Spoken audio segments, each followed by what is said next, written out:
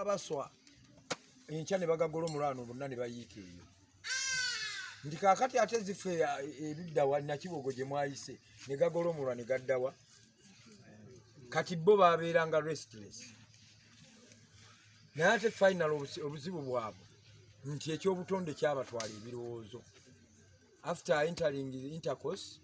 obasanga nti dominantly ne bafuuka batuuze tuli fenna era bw'ogenda okutunula nti balina obudde bungi that redundancy children factory simanyi oba mugirabye eri high kitegeeza obudde balina bungi essaawa zaabwe ezisinga ez'okukola buba budde kisaawa 11 ku makya nga bagenze okutegulula ne 11 okuseekayo obutimba mu mazzi kadde rest of the day time neki what ki first priority to them alcohol second priority bubbles